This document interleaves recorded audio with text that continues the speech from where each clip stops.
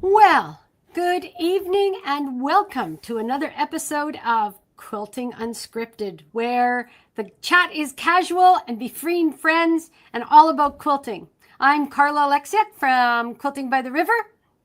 And I am Lynn Wheatley from Lynn Wheatley Design. Hey, Lynn. Hi, Carla. So it's been almost a month since we've chatted. Literally have not chatted almost in between. Right now, we've been very busy with independent things. Lots of the times we're doing things together, but this time, we had similar deadlines on some projects, but we were kind of on our own schedules between family and summer and all kinds of things that we actually didn't really have much time to catch up and chat with each other. Yeah. I'm glad that we do tonight. It's going to be a wonderful show. Yeah. Yeah, and last month we were delighted to have Deb from, I checked my page, this is terrible. Deb Hammond, Hazard Quilting. She was a hoot. I really Yes, enjoyed I love Deb. I really enjoyed that. I wish we were closer because boogie on down and do some very unnecessary shopping. Right. Oh, yes. Very unnecessary, but we love buying fabric. Hi, Terry Sue. Summer for me, because I don't do classes here in the studio for the summer, because in Northern Ontario, we have 24 hours of good weather. And I figure you better be home because if the day's nice, you better get outside and catch it before it decides to snow. So on the days that I haven't, been swamped, or if I just sort of need a mental break, what I usually do in the studio is some reorganizing, going through things.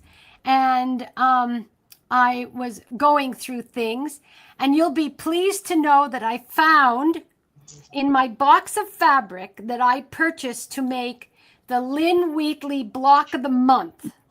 Right. Over and under. So I remember looking at the box. We bought it. It does not follow your colorway because I'm making it for me.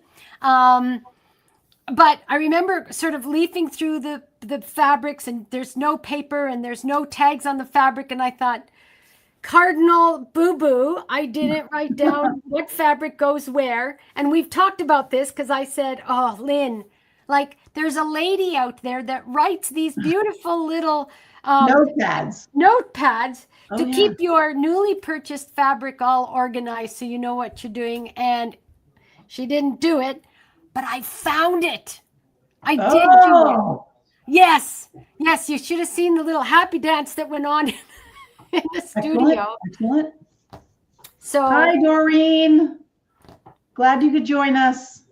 So I was ever so happy to be able to. So, going through, passed on a couple of projects, got rid of 2 cardboard boxes of paper. My goodness, I don't know why we keep the things we keep. I agree. I've done a little bit of the same, although we're still in a little bit of flux here because the studio is not 100% put back together from the renovation, but we're working on it. It's the last parts of these are slow, this renovation, but we saved some things that I'm not really sure it's necessary to save. Well, you might find a little thing online and you think, oh, I might want that someday. So you print it out and you file it somewhere and never to be seen again.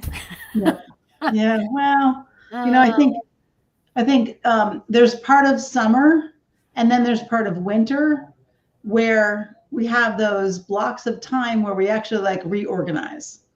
I think for me, it's as we leave 4th of July and we head towards what I call is the halfway point between real winter, the daylight, whatever you want to call it, the temperature, whatever it is. But there's this halfway point. And I think for most people, it falls between the 20th of July and the end of July. And it's we're headed back towards winter. Oh, no kidding. And things like lupins have gone to seed, and just a whole bunch of things have happened. And it puts you into this, oh boy, I got to like get ready for the next season. It's sort of like that crossover point. I might have to add that it really puts you into a bit of a funk, because that's, as I emerge from my corner of my studio, and it's cold down here, there's days it's probably 24 degrees outside, and I go out of the studio upstairs and I'm in this hoodie, and my husband looks at me like, what are you, turning into a lizard? Like, what's your problem? And I go, I'm freezing down there. And I go outside and I think, oh, it's hot. I'm missing summer. Yeah. And that's my funk, is just missing summer. Yeah. Yeah. Yeah. And the weather's been, hit or miss, up and down, hot and cold, wet and dry. We're going right through a little bit of a spell right now where we're going to have some hellacious storms in the next like 24 hours here. Amount of rain that we'll get is pretty high. So yeah. It's the weather here has been weird.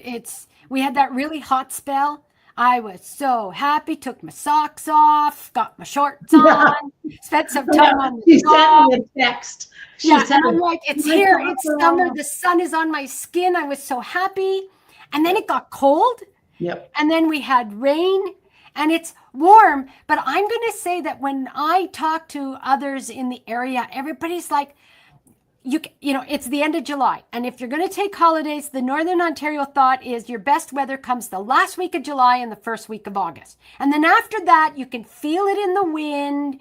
You can, you start to notice, oh, it's 8 o'clock and it's getting dark, and all those signs that we lived through.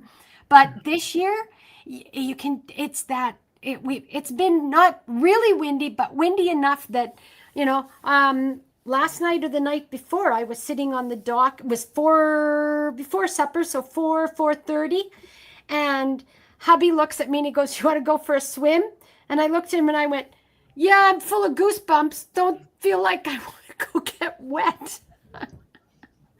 So yeah, sort of feeling a little bit like I need a good bump of good hot weather before I'll be happy. A week of days where you can quit it to whatever you're doing, whether it's, housework, family time, whatever, you can quit it to. You can go take a little bit of a relaxation on the dock, maybe have a little bedding, just, or sit and take a snooze, whatever that is that you do. You want to relax. What's that? I know. So the late afternoon nap. Yeah, that's becoming a thing for us in our, because, we're no spring chickens. I'm just going to say, I'm not a spring chicken anymore. And I'm starting to like sort of appreciate the days that I absolutely get to take, even if it's not a nap, but it's just I can just stop and I don't have to think about anything. I can just sort of daydream or, watch some cooking show or something. But I got to show you guys this thing. So I got a new water bottle so while I was on the road, I decorated with all of these cool stickers. So I am just like, and this is my favorite one. Quilting is my superpower. So anyway, I love that water bottle and I love all those stickers. It reminds me of why I love what I do and why this is such a fun world that we're in. So I'm doing a little happy dance today. I put the postage stamp on my Island Batik quilt. It's off to the catalog.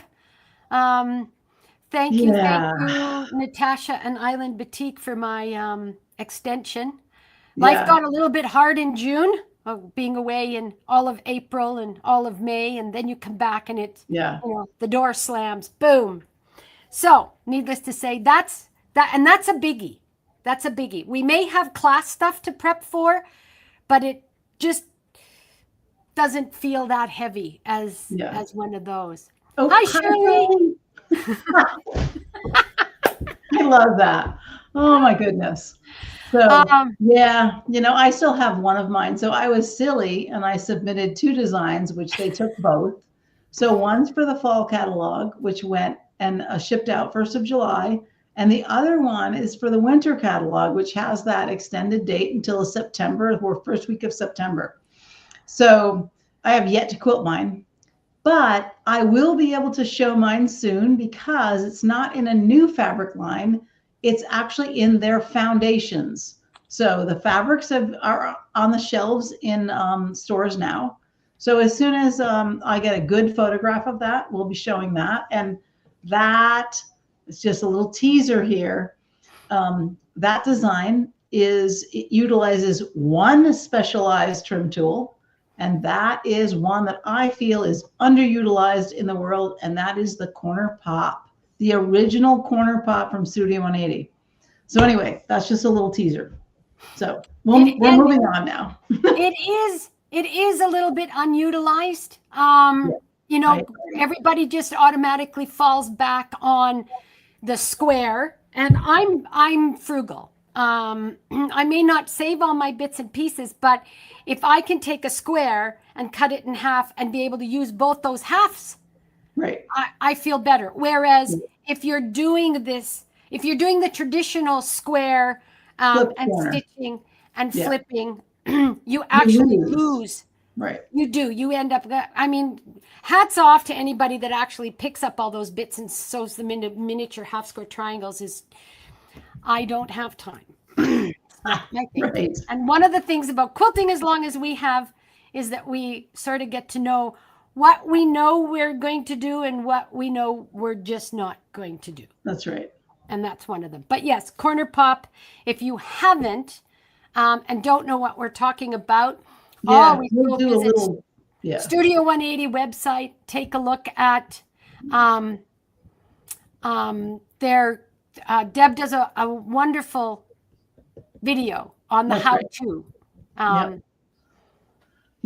So and when I get ready with this new design that is going to go into the winter catalog, I'm going to do a little thing about why I love that tool so much and how I utilize that tool to do some things that maybe someone would pick another tool up to do, but you can do it with that tool as well.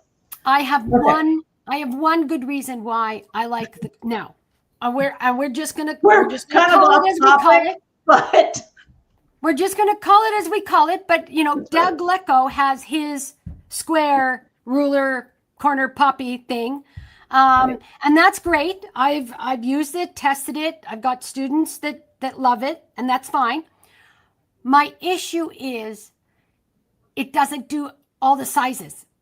Whereas the Studio 180, you know how we love the tremendous amount of multiple sizes. Yeah.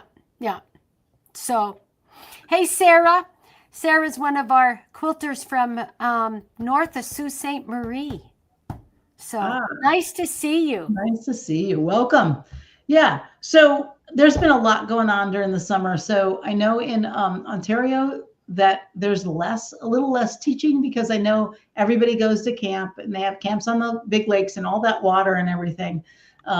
But in the summertime is the time where I actually teach locally more than I actually teach on the road. I do teach a couple times during the summer on the road, but I've been teaching, I'm in the middle of my block of the month over and under, and I'm also doing, that's once a month, and I do the opposite 2 weeks. I am doing finishing classes over at Middlebury.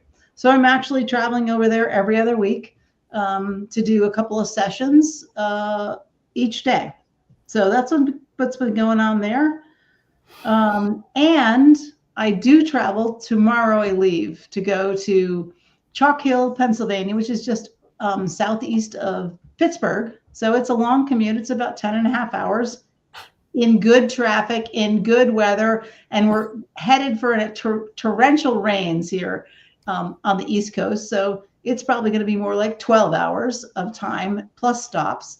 Anyway, I'm doing a Quilter's Choice retreat sponsored by Amy's Quilt Room out of Uniontown, Pennsylvania. And it's Quilter's Choice related to any design that you can use the mini quick curve ruler from So Kind of Wonderful. So it's a curved piecing retreat, and there's about 40 designs the quilters got to choose from. So we're going to have about 20 quilters there for 3 days. And Kayla's on. Kayla's one of my quilters this week. So I'm really excited. I'll be hitting the road shortly after daybreak tomorrow and trying to get all the way to Chalk Hill in one day. We'll see. So super excited about that. I'm always excited to be with quilters. So yeah. You mentioned Amy's Quilt Shop. Yes. And well, we get to see one another and spend some time together. Yes. In the third week of August. Third week of August, I return to that region of the world. We all descend. Yeah. I will jump in my car with my sewing machine and my multiple projects and things to discuss with Lynn and my cheesy hands and my bag of cheesies. It'll be a sad day when they don't allow Canadian cheesies over the border. Right. And actually, no, don't take my cheesies. Right. Carla just shared with us using cheesies and as the crust for your chicken wings. Oh yeah, so, it was the coolest recipe. I emailed Lynn and I said, "You've got to watch this." So there's two kinds of, like I call them cheesies. They're all cheesies. They're just these things and they're really cheesy. But there's soft, ooey gooey, puffy ones. But then there's the crunchy Cheetos. The crunchy Cheetos. They're hard. Yeah. They're not as nice. But anyway, so the lady takes her bag and she roller pins and makes crumbs, like bread crumbs, but like Cheeto crumbs. Yeah. And then takes her chicken, dips it in egg, and then rolls it in these cheesy flakes. Yeah. I'm thinking this might be a thing. Yes. So Lynn and I are headed down to a retreat sponsored by Amy's Quilt Shop called the Ultimate, not just anyone. This is the ultimate Quilting Palooza.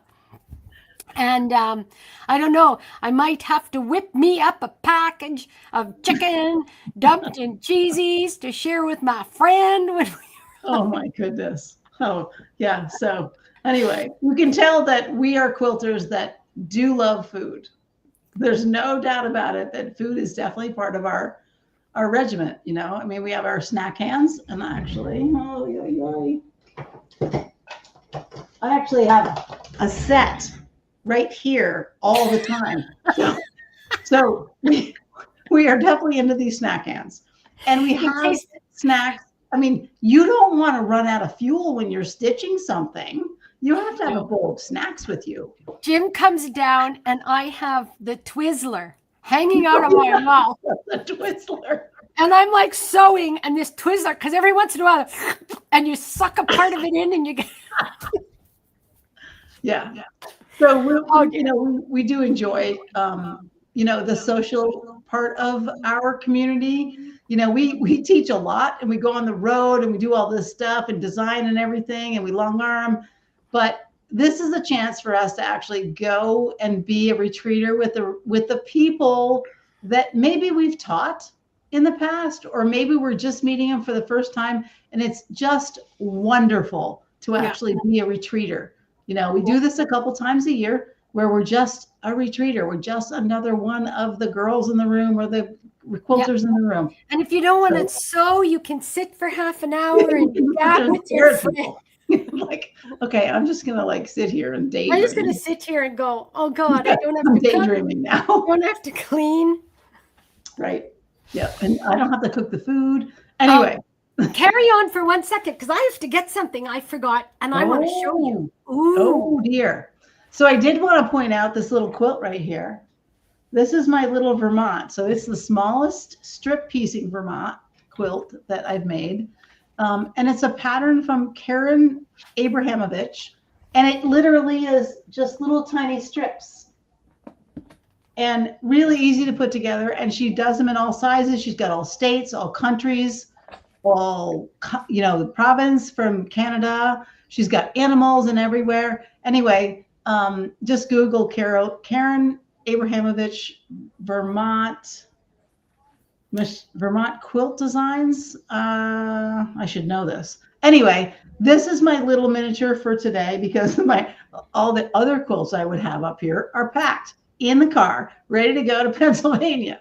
So She I does did want to mention that because I do love that. she does the whole Canada, Yeah. the whole country, and then she does the individual provinces as well. Yeah. So, Yeah. okay, you want to see? I do.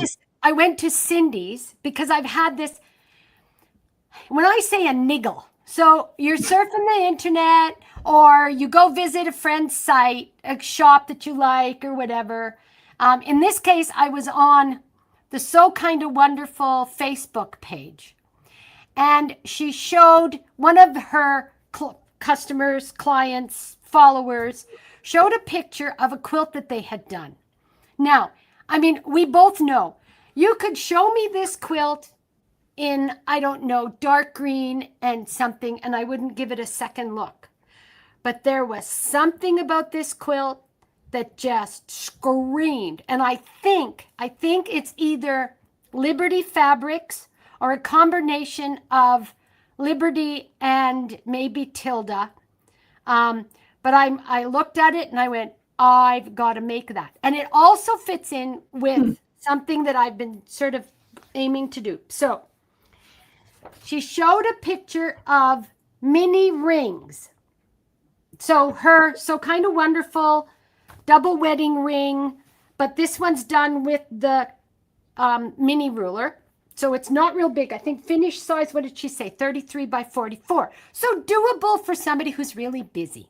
But in the Facebook page, she didn't use blocks. She didn't use different strips to make her arc. She used just one fabric.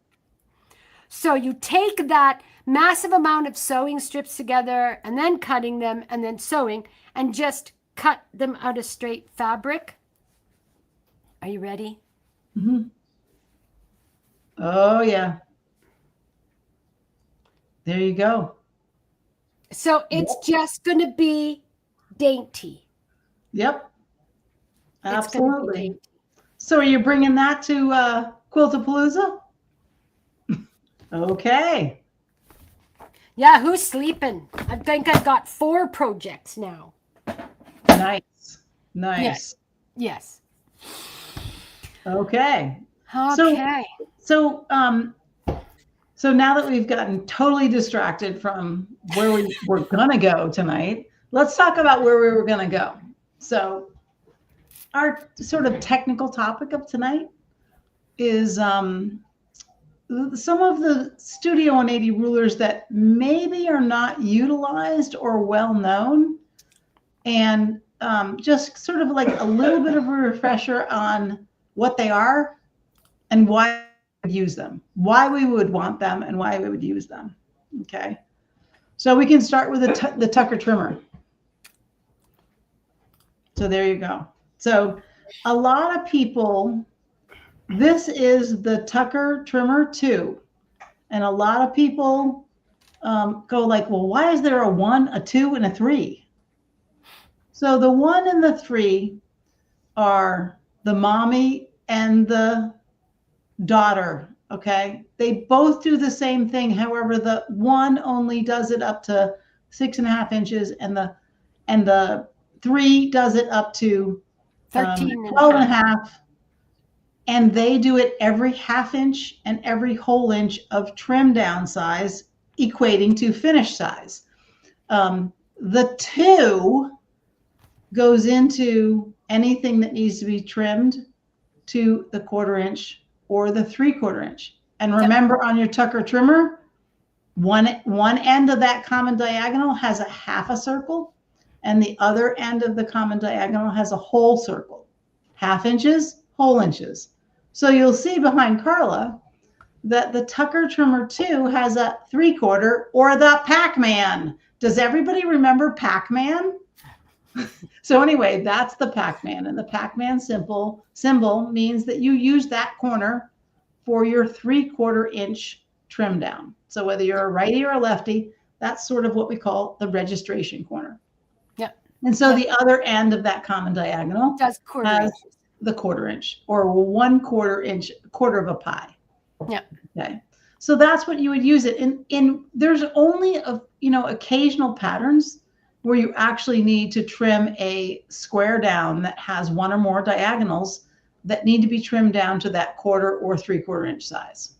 So it's not all that popular, but we thought that it was important that you knew that if you ended up with one of those patterns that calls for these odd sizes, that we've been there, done that, and there is something, and I have to say that when it comes down to miniatures, and I've got a couple of miniature classes coming up this fall, when it comes to miniatures, you're going to find these funny irregular sizes, because if your block is 4 inches finished and you've got to divide that block into 3-4 different sections, you're not using half and whole numbers. You're using those. Right. You're going to use the 1/4 inch, the 3/4 inch. Yeah. So yeah, it has its job in life, and that is around that 3/4 and 1/4 inch increment. And that's where it stays. So that's the whole set, the original set of the Tucker trimmers, 1, 2, and 3. Yeah. Okay. And then Deb came up with this great idea for the people who were using only small units, that let's make a Tucker trimmer that each corner has a different registration side. So you'll see the picture behind you. The 1/4 inch is right there. And then on the other side is the 3/4 inch. So the other two corners are 1/2 inch and whole inch. So this tool is based on the smaller units, 3.5 inch and below. And you can use any one of those corners relative to whether you're doing a 1/4, a 1/2, a 3/4, or a whole inch. So it's one tool for all the small units. So that's the pint size Tucker trimmer. So that is the 4th of the set of Tucker trimmers. So that kind of concludes our explanation of the Tucker trimmer tools. We got more. I know. And now, okay, yeah, right. We have the 5th Tucker trimmer. It's the 1/8 inch. So Carla talked about how when you divide an even number up by an odd number of sections, you end up getting 1/8 of an inch. Well, this is where this guy comes into play, where this is like the pint size, where you have 4 corners, but it's 1/8, 3/8, 5/8, and 7/8. Okay, because you're going to run into that when you get some of the older block designs. If we're really trying to replicate things or Tuckerize something, these are the tools that you can use kind of to do that. So, and now we've got pretty much everything covered for the trim down of anything that has one or more diagonals in it with the whole set of the Tucker trimmers. The other thing that's nice with regards to these tools is eyesight, because as you get older and as your bifocals become trifocals, and no matter how many focals you've got, things just aren't as clear as they used to be. So, this way there's not a lot going on that ruler other than for those things that you have to see. So, if you're thinking about moving towards doing some miniature stuff, or, you've got a series of patterns from older before, then note that the tools are there to help you do what you need to do. Right. Yep. Yeah. So, the Tucker trimmer by far is my favorite tool. My most commonly used tool. It's hard when you have really a set or several really good tools to pick a favorite. But I think the Tucker trimmer I use more than any other tool. But I do have several favorite tools in the 180 line. So, we're asked constantly, if I'm starting out and I had to buy a tool or 2 tools, right. You can quilt for the rest of your life with half square triangles, quarter square triangles, and combination units, which are a half and a quarter square unit. You can just keep, putting those units together and making the world. Wanting to add a little flair to the whole construction is the wing clipper that does flying geese. And, everybody out there is like, I hate flying geese, blah, blah, blah. Well, I have to tell you, I don't like flying geese the old way unless I only need to do one. If I only need to do one, I'll take a big deep breath and force myself to do it the old way. But yeah, definitely wing clipper and tugger trimmer in that toolbox. Leave them sitting on your cutting table. They are just, it's like a good sharp knife and a roast of beef.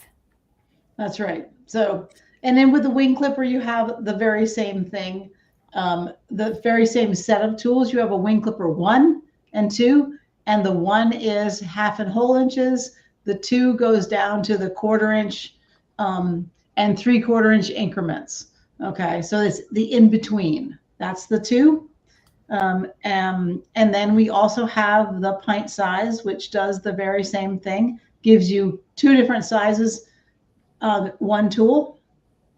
And then we're going to go to the 1/8 inch. So there's the same in each set. For the wing clipper and the tugger trimmer, she's done both the pint size, where if you're only working with small units, you got the 1/2 inch and whole inch, and you've got the 1/4 inch and 3/4 inch on one tool. And then your 1/8 inch, if you're working with some older blocks or some designs that are kind of intricate, and you want to tuckerize them, this guy will give you those. You're cutting an even block into 3. This is where you're going to get that unit. So, yeah. So they're definitely, I think they're a must-have thing, tools for trim down. If you make these units a lot, if that's what you like. So the other thing is the 1/2 inch squared. So when Deb came out with the squared square way back, and I should have looked up the release date, but I didn't. It was based on whole inches. And then, it was obvious that we needed to have that in between size again, because there's a lot of quilt designs out there that have finished sizes on the 1/2 inch. The interesting thing, Lynn, I think to add in with anybody who's new to Studio 180 or just wondering, well, it's a square and you just add corners, and why do I need the tool? Well, the tool does square them up and squares them up very nicely. But what you need to understand is that inside square, because it's on point, math to figure out the dimensions of that exact size to cut to make this unit work is, you're adding this and the hypotenuse of this and squared this and upside down, stand on your head and scream at your best friend a little bit. Well, so she's done it with this tool. That's right. She's got all those other lines out of the way on the ruler, and she's only giving you the lines that you need to cut that square, because there are no lines on a standard ruler that will allow you to accurately cut that center square. Yeah. This is the guy. Yeah. So, she has you cut the strip, say at 2 inches, but then you're going to use this little square or the square that relates to, and then you're going to individually cut those center squares as exact as possible, and they come out and they're wonderful. And the times that I have to do a square squared, I've actually even been known to cut just with my tool the square squared. Lynn, where'd you go? You're buffering. I'm here. No, you're. There you are. You're back now. I'm okay. Yeah. So you never know what's going to happen with the cyberspace these days, with all of the storms and everything. But yeah, I'm here. There you So go. that's the 1/2 inch. So we go on to the wedge. So we talked about the Tucker Trimmer 1 and the Tucker Trimmer 3. Okay. So the Tucker Trimmer 3 is a large ruler. And so Deb originally released the Wedge Star, which did up to like a 24-inch block. Well, it is a little bit larger. Once you get used to it, it's not too bad flipping that tool back and forth and using it. But she recently, I don't know, maybe a year ago now, I'm not really sure exactly, year and a half, came out with the pint-sized wedge. So the pint-sized wedge, I want you to think about it as equivalent to the Tucker Trimmer 1. There's the big wedge and the little wedge, the pint size. And it is great. I don't know if you've ever made a wedge star or a kaleidoscope block where you make it oversized and you're trimming down every one of those 8 blades of that star. This tool is by far the bee's knees to do that trimming of those individual blades, because you don't have to handle the big ruler. You can handle a smaller ruler. It's like cutting a series of 2-inch squares with your 6 by 24-inch ruler. Right. You know, and I always laugh because no matter how hard I try, that big long 6, I always want to be in a certain spot on my ruler, so the other ruler part ends up, I knock it with my belly. It's just big and cumbersome. Right. So, you know, we have the 6.5 by 12 because it's just nicer to manipulate when you're doing those smaller sizes. So, these guys are. So the pint size wedge star came out for that very reason, is that when you're working with us, either smaller blocks up to that 6-inch, or you're trimming down those blades, that this is just an easier tool to handle. And who doesn't want the right tool for the right job? Right? I am a definite advocate for that, is that having the right tool for the right job, and these are definitely the right tools. Just go walk in my husband's tool shed. Right. Yeah. I think he's got tools in there. Well-equipped tool shed. Like all of us quilters, you know, he's got tools in there. I don't think have seen too much action, but you know, but if you're going to do something, ask a good carpenter. If you're going to make cupboards, you need good tools. You need good quality tools. So Yep. So that brings us to the new, what's new in the world these days. We might have mentioned this a bit. Personally, I have not had time to play with this, but much like the 4-patch square up tool. So for beginners, and not even, I don't even want to say beginners. I had a seasoned quilter not so long ago ask me about the 4-patch square up tool, because as hard as we try to be perfect, we are not computers. We are not AI generated.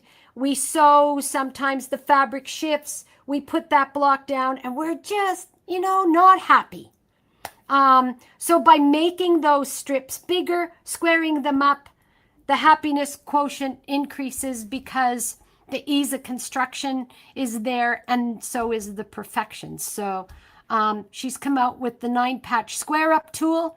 It is a 2-tool unit, 1 tool here and a separate tool there, sold in the same package. And it squares up those 9 patches.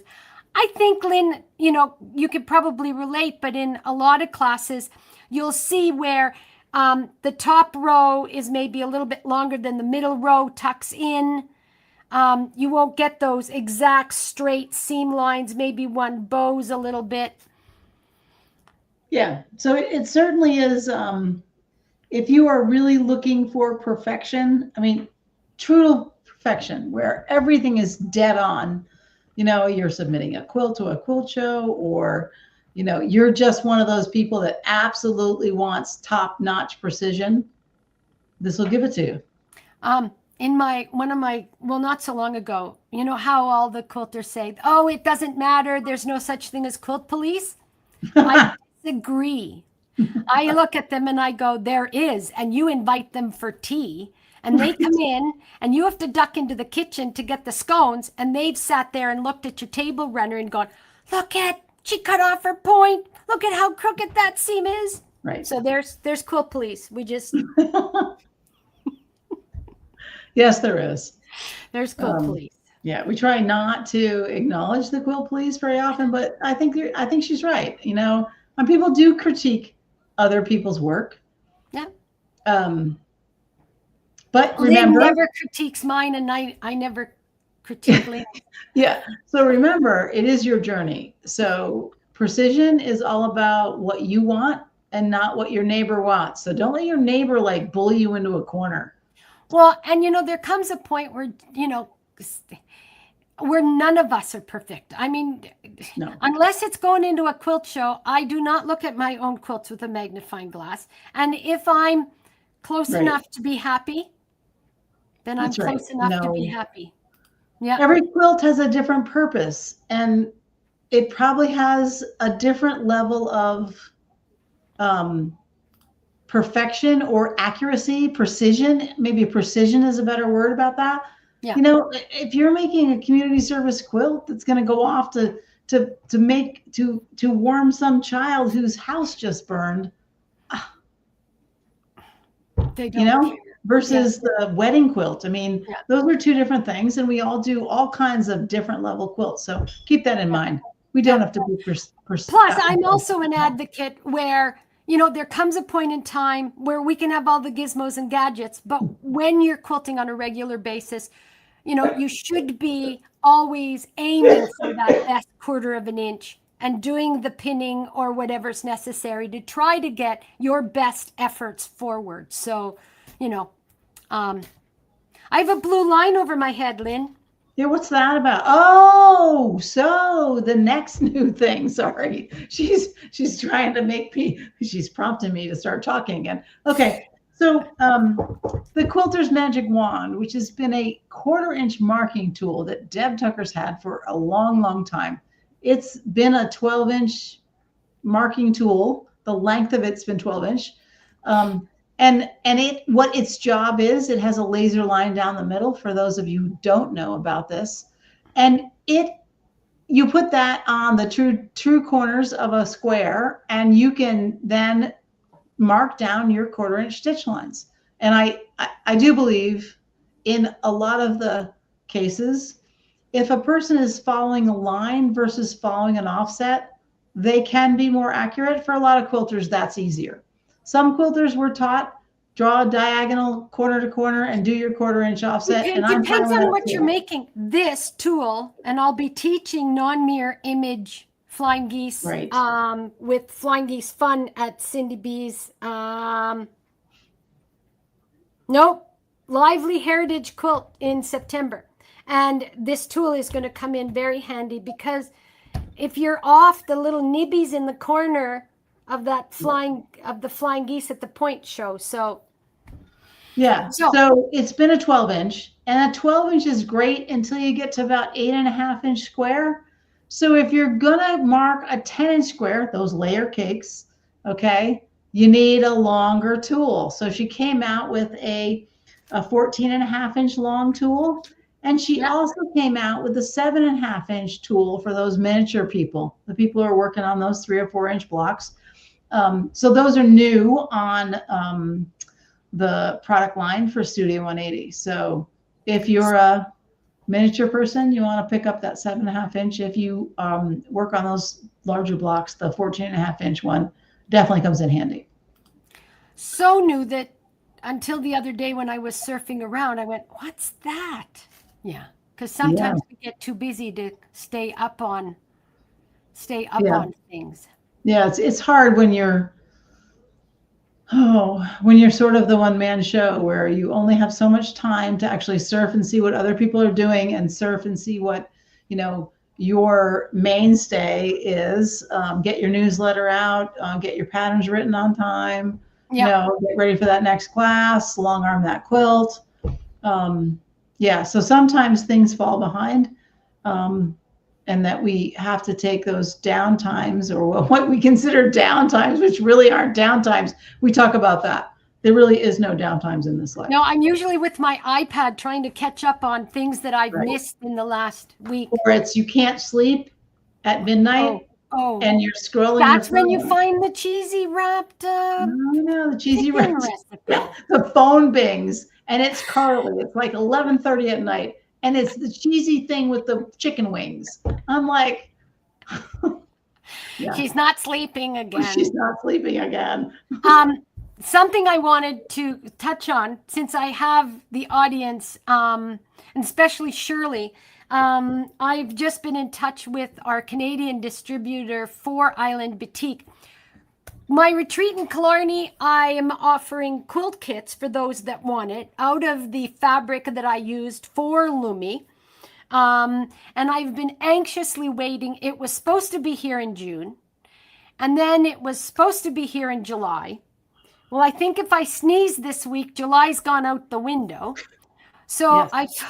I phoned, and they said that they're very anxiously waiting for it. It was supposed to be in the warehouse towards the end of July.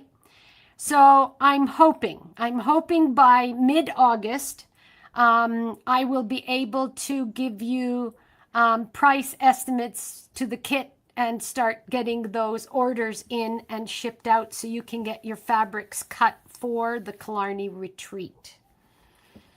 Excellent. Yeah, so Carla's got that retreat in November, which is Lumi is a beautiful quilt. And Killarney Mountain Lodge is breathtaking. Yeah, I mean, we've been on the grounds. Every time I go to Ontario, we hike on the grounds. We go there. It's a beautiful. Killarney's a beautiful place, absolutely beautiful place. Yeah. Yeah, and so after this little trip, I'm headed down to Pennsylvania, and then my personal retreat to have a little sew time for myself. I'm actually here, and I'm only working local for a couple months, and then my last on the road trip for the year is actually here in Vermont. I am hosting, or I have a retreat at the Strong House Inn. It's called Quilting in Vermont. It's in Vergennes, and it's curve piecing. However, so it's Ellie's Blooms and Just Cause, but I have just added over and under. It's probably not up on the Strong House website yet, but I am offering the block of the month as an alternate project for people. Because what happens is there are groups of ladies that come together, and you might have one person that's like, I don't want to do curves, even though they're going to be really jealous. In that voice, Lynn? Well, they're going to be jealous when they see what happens. So anyway, or I have a couple ladies who have already taken both of those with me. So, but they want to come because they want to be with their friends. And so I've added over and under kind of at the last minute. Now, it's still 3 months away, so it's not really at the last minute. This is about the time where, 90 days before I have a retreat is when all the supply lists get finalized and you get all the stuff going out and you start talking with each other and that kind of thing. So we've had a chit chat and everybody is excited about that. So I'm adding that. So, and I think there are 2 spots left in that right now. So if you're interested, let me know. I can give you information, or go to the Strong House in Vergennes, Quilting in Vermont, their Quilting in Vermont tab. So I was talking to one of the quilters, and she was inquiring because I'm teaching the Christmas stockings of our friend Katrina of the Hope Chest, her lovely Christmas stockings, and I'm teaching that at Cindy B's in Espadola. When September 26th with the second class on October 24th. So lots of time in there to do homework. At any rate, I'm teaching both socks at the same time. So this, these ladies want to make this sock and these ladies want to make that sock. We do that quite frequently, where we'll pick projects that use the same basic units but differ in some ways. And I smiled when you said I'm teaching over under and Ellie's Bloom, and it's like, brain split. And usually at the beginning of those classes, I go, we're going to check numbers so that the number I tell you for this group is not the number that I was supposed to tell that group. Yeah. So I found that I can handle a class where the Tucker trimmer is involved in all of those. So if you have projects that use the same tools, it works. It works because you just, you put the units together, you teach them basically how to use the tool, and then and their units, these units are this size and these units are that size, and and off they go. Yep. Yep. So yeah, it works pretty good, and everybody's happy because they get a bigger choice. And I think that for me, quilters like to have enough choice, because if they love the project they choose, they're going to finish it. And who wants another UFO just for the sake of going? We don't. We want to go to a retreat. We want to be excited about what we're going to make, so that we finish it. That's right. Yeah. It's got to have that staying power to it. That's right. So you mentioned, and I'm curious to know, because I don't know if we've ever asked. You said, I like the Tucker trimmer, and I have a few other favorites. I want to know what your favorite. Oh, by far the Wedge Star.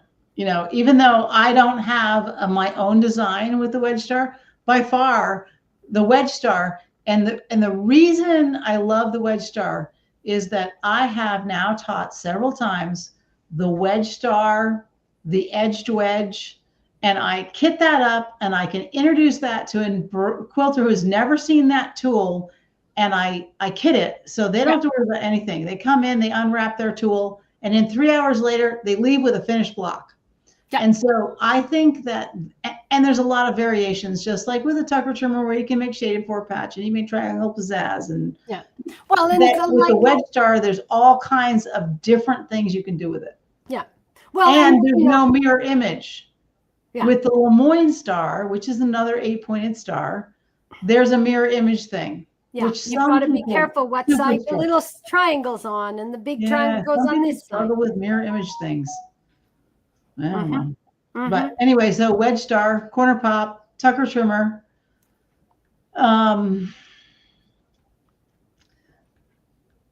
You know, the wing clippers in my favorite, you know, in the most used tools, I think is more used than a favorite. I gotta say, I really like the corner beam. I think it's underutilized as well. It's another one of those tools. It's a specialized tool. It's underutilized, but I do love the fact that I drafted for a whole month to get the point in I mean, September morning, and realized there was a tool.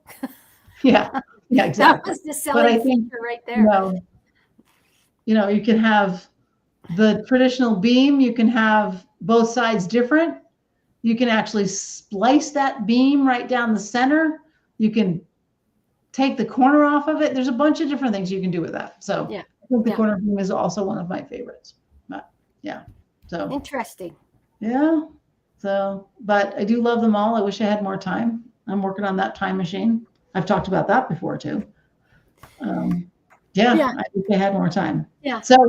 Anyway, we're getting close to the end of our time for tonight, but we want to talk about our next episode of Quilting Unscripted. So our next episode, and it is going to be, I believe it's going to be, we're still finalizing the time, but I believe it's going to be Saturday, August 24th. Okay. As you know, this is somewhat unscripted, fly by the seat of our pants. I haven't talked to Lynn. Literally tonight, this is the first time the two of us have talked about it. So you're seeing it. So I believe that is cool. August. Close. Let me get the calendar up here to make sure. But I believe we're finalizing in on Saturday the 22nd. Is it still Saturday the 22nd? Are we doing I it at 7? believe it's going to be Saturday the 22nd. 7? No, I think it's going to be earlier. So, so Carl and I are going to be together. So we're going to get to do another episode where we're together. So, you know, we can leave no stone unturned.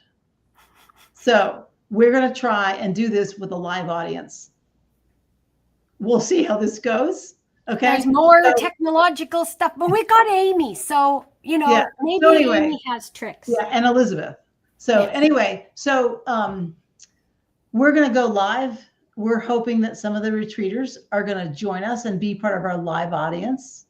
Okay. And so we're just really going to have a fun discussion about being away, being a retreater, you know, enjoying what we do. just like you guys do. You know, it's not going to be this professional thing. We're not going to talk about high technical stuff or anything. We're just going to talk about how much we absolutely enjoy this community and where we go to get together and what we do when we get together. We have a couple of CIs coming to the retreat, so they'll be introduced during our live. Yeah. Yeah. So it's going to be a really fun time. So that will be different. Hopefully technology will be on our side, but that is going to be a Saturday episode. We don't usually do Saturdays unless we are traveling where the schedule of this event and everything else that's going on at this event makes more sense to do it on the Saturday. And I don't really know what the time is yet. I haven't seen the final schedule. I think, Shirley, the tentative time will be mid to late afternoon Eastern time, because we'll still be in Eastern time. So, but certainly we will, as soon as we get that solidified, we will put a post out and let everybody know.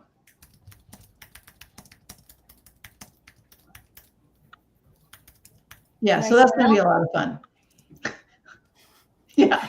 Can I spell? The question is. I can't. So, anybody got any other questions? Like that? Yeah, like mid-afternoon, our next chat with a live audience. So yeah, that's us. Yeah. So, we've got some cool things already perking in the old brain. That's right. So the list of stuff for us to talk about, show, bring our people in, let them grill us. We occasionally get questions from the YouTube audience, but this will be a live audience and you'll be able to hear the questions and then hear how we answer them. So it'll be interesting. Yes. So but I'm looking forward to it. I'm super excited about, headed down there this week and then back down in a couple of weeks. Because these guys are just such a fun bunch. Amy has done such a wonderful job with her community that. So if you're in Canada, pop onto Facebook. Amy does a couple of lives a week where she sells notions and quilts and stuff and kits and whatever. She keeps you up with what's new. And the different instructors that she's having down in her shop and retreats. So it's Amy's Quilt Room. .com, I believe. .com, yeah. So, yeah. Yep. We'll go have some fun. There'll be stories.